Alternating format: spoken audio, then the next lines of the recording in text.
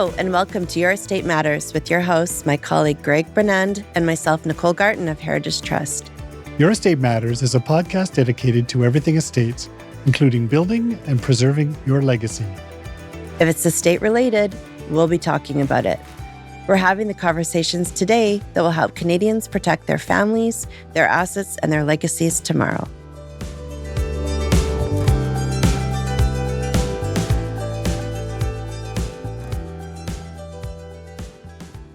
Welcome to Your Estate Matters. Today, we're going to talk about the scenarios that might require a professional executor. So there's a number of scenarios where people might consider a professional executor. So by professional executor, it could be a professional trust company, like our company, Heritage Trust, or it could be another professional like an accountant or a lawyer, and sometimes the public guardian and trustee. Greg, do you want to talk about when the public guardian and trustee might step in? Well, the public guardian and trustee, where I worked for some period of time, about 2 decades, really gets involved when there's either an executor that's been deceased in a will or largely is involved in intestacies, or may also take over in the case where there's minor children or a spouse that's going to vary the will. So people might not know what you mean by intestacy. So an intestacy involves a person deceasing without having made a will. So they're basically not testate.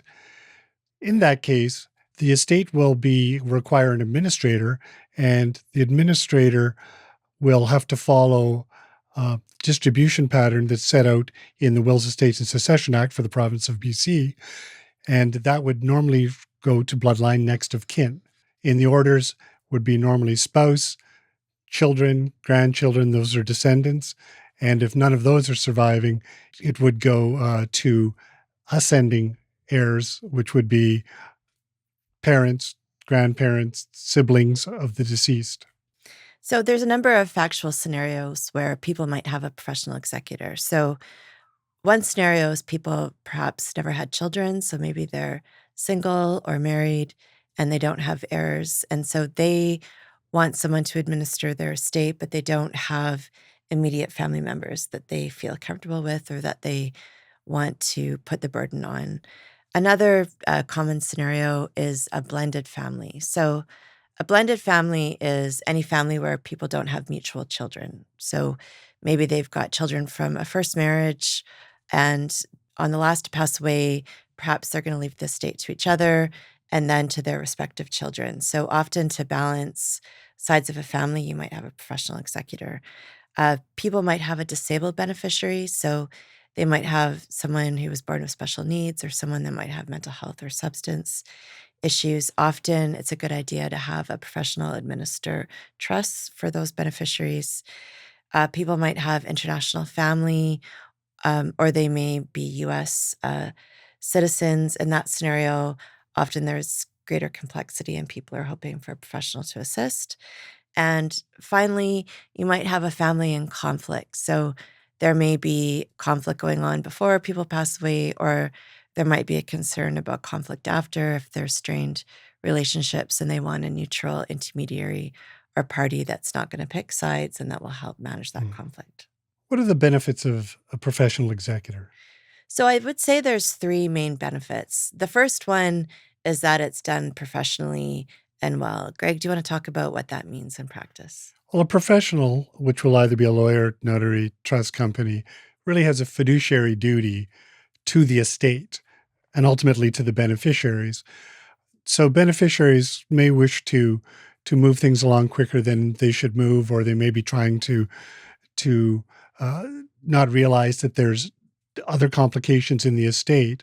And the trust company or the fiduciary must really act with the thing in mind that they are serving the estate, and they must be prepared to deal with the complicated issues, the dispositions of property, the safeguarding first, the insurance of, the disposition of, and the distribution of the properties of the estate, whether it's financial, real properties, bitcoins, art. And this does not always happen in a very quick fashion because appraisals might be required. 2 parties in the estate depending on the drafting of the documents, may be arguing over who should get what. And a fiduciary has to stand in the middle of that and determine, first of all, is the estate liquid? Have the taxes been paid? When are we going to be able to actually decide on the distribution of the items in the estate, and also the financial distribution to the beneficiaries?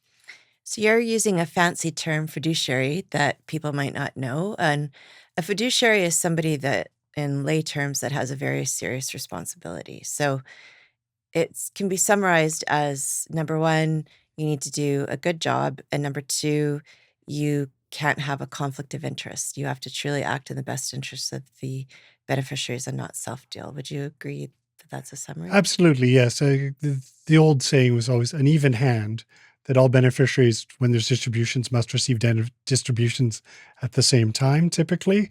One can't get a distribution and the other not. And if you do have items that are being argued about, like mom's piano, and there's four beneficiaries, you may actually have to create a lottery or roll dice, or compensate others in other ways as part of the distribution. So that leads me to the second main benefit. So the first main benefit is that the task is done professionally and well by a professional executor. But the second main benefit is, of course, the neutrality. So if you have parties that are conflictual or from different branches of the family, or you have particularly challenging issues, an executor's role is to act for the benefit of the state as a whole, and they're not on anyone's team per se. Would you agree? Absolutely. No matter what the fights are in the family or the disagreements, whether they're rational or not, you must stand in the middle and logically progress the estate to the point that everybody at the end of the estate can see this was done fairly, and they have to agree to that. So that does take some time in certain circumstances, but that is the main goal, that if anybody looking at this and reviewing this, that it was done fairly, your mind was put to certain decisions, it was noted why you made those decisions, and that everybody was informed of your decision. And I would say the final benefit is professional executors, unlike humans, aren't mortal. So they don't get hit by the proverbial bus, they don't get sick. So if you appoint a professional trust company, for example, they are regulated, they have succession plans, they have insurance, and somebody can know that the trust company is going to be there. So if you did a will, for example, now, and it didn't fall in as a euphemism, but you don't pass away for hopefully quite some time, you can feel comfortable that the trust company is going to be there to fulfill the task. Yes, and that's a question I actually just received this week in one of the interviews I was doing. Somebody asked about succession planning, and where there is a risk for some public using a fiduciary like a single person practicing law, they may be appointed the executor, and there's nobody else in the firm, and the firm's not appointed. So then it may be a problem. Was the firm taken over, or has the will gone to his garage, or has it been placed with the law society? Exactly. So to summarize, the three main benefits of professional executor are the task is done well, it's truly neutral, and you know it's going to be there. But maybe we should talk about what some of the downsides are. And one of the downsides people talk about is a fee. So what are some typical costs that a professional executor might charge an estate, Greg? Well, a professional executor, normally the fees are somewhat known up front by agreed upon with the testator, or unless the family appoints an executor after the fact. So that's the starting fee. That's just to get the estate going. External fees are going to be many. Um, we've had guests on this show that have referred to about clearing houses. Families have in their mind that it's like 1970, that it doesn't take time, nobody should get paid, that the dump doesn't cost money, the trucks don't cost money, the auctioneer doesn't cost money, the appraisers don't cost money. And these can be very significant depending on the size of the estate. I've certainly in some cases spent over $100,000 on external professionals for estates in the millions, but it's always a cost benefit analysis to determine, should we do this? Should we try and auction it, or is it streamlined to go to the dump or disposal? Does this asset have value, and is it worth selling? Or is it worth sending across country? Mhm. Should we just send the money instead? If it was a, old relic of a car, could they take something in lieu of that? So that's often seen as a downside. Other downsides that beneficiaries often report is when someone has complicated affairs, you are bringing in lots of other professionals to assist as a professional executor. Uh, Professional tax consultants. It may hop more than one border. You may have two. I currently have one where a person was operating in three countries. We have three sets of lawyers, three tax accountants, corporations, and that leads to also what the next issue is: time to administer. Everybody thinks it's a checking account, and it really is not. If you're a residual beneficiary, you're at the end. Everybody else has to be sorted out, and the taxes all have to be cleared, certificates issued, and you that is a risk measurement not only for the fiduciary, but to protect the beneficiaries, to know that they're not going to get a call from some revenue agency that there's been an assessment for $200,000 and the beneficiaries have to pay it back. Mhm. So you really want to know that all the complications have been settled prior to distributing. So, a professional executor, you pay a fee. So, for Heritage Trust, our standard fees are 3.5% of the first million, 2% of the next four, and 1% after. A lot of trust companies have similar fees. If fees aren't set out in advance, they can charge under Section 88 of the Trustee Act, which is up to 5% as a capital fee and up to 0.4% annually as a care and management fee if there's ongoing trusts. And then, Greg, what you're talking about is disbursements, which are there can be significant funeral expenses, clearing expenses, tax, and legal. One of the benefits of a trust company is they usually front those costs. So, if a family member doesn't have significant resources to pay for a funeral, to pay for people to set up a house, for lawyers and accountants before estate funds are ready, a professional executor does have the ability to do that. And that also includes one of the biggest bills of the estate. The probate fee can often be significant, 40, 50, $60,000 upfront of having authority. And trust companies can decide to front the money for that as well. Right. So the probate fee in British Columbia right now is approximately 1.4% of the gross value of an estate. And particularly in with real estate prices now, estate values do get quite significant. And those fees, just like you said, can be very substantial. And then I think I want to bring the final potential downside to professional trust company is it isn't as personal as a family member in that, it may be a company that has empathy, that is beneficiary focused and wants to work in a collaborative way, but it's still a company which isn't as personal as a family member that's known the family for a long time. So, Greg, what are your thoughts about the pros and cons of that?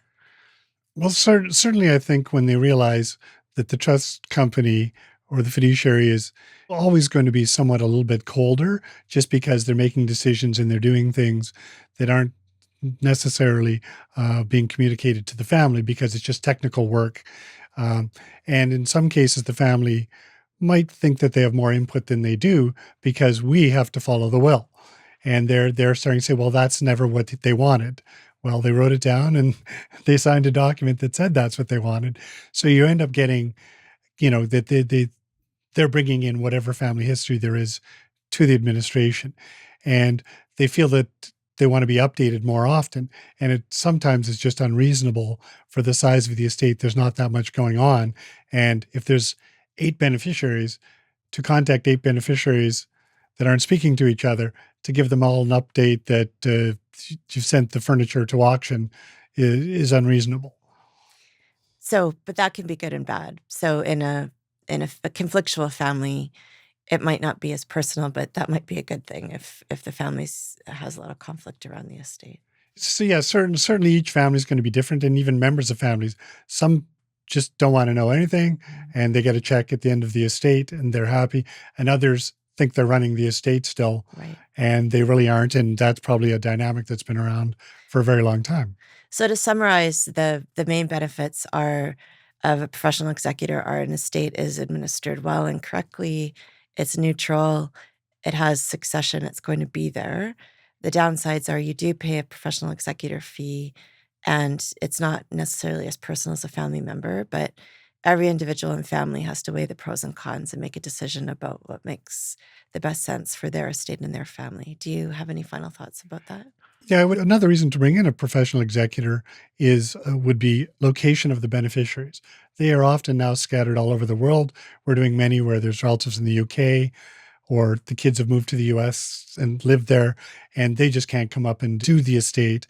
Even if they wanted to, they're not familiar with the local law or litigation. Because when you're administering a estate, you have to be familiar with what might be litigated and is this actually going to stand, and put your mind to it, even though it may not happen. For instance, like selling a spousal RSP or cashing it in when there might be a potential spouse claim. That could cause a tax event that could affect the spouse eventually. And you have to have it in the back of your mind that don't do that until that period elapses. Great. Well, thank you so much, Craig. It's been great chatting with you. Thank you, Nicole. This podcast is for informational purposes only and should not be considered individual legal, financial, or tax advice. Make sure to consult the advisor of your choice to advise you on your own circumstances. Thank you for joining us for this episode of Your Estate Matters. If you like this podcast, make sure to follow it on your podcast platform of choice. Whether you are planning your own estate or you're acting as executor for somebody else's, Heritage Trust can help. Partner with Heritage Trust to protect your family, your assets, and your legacy. If you would like more information about Heritage Trust, please visit our website at heritagetrustcompany.ca.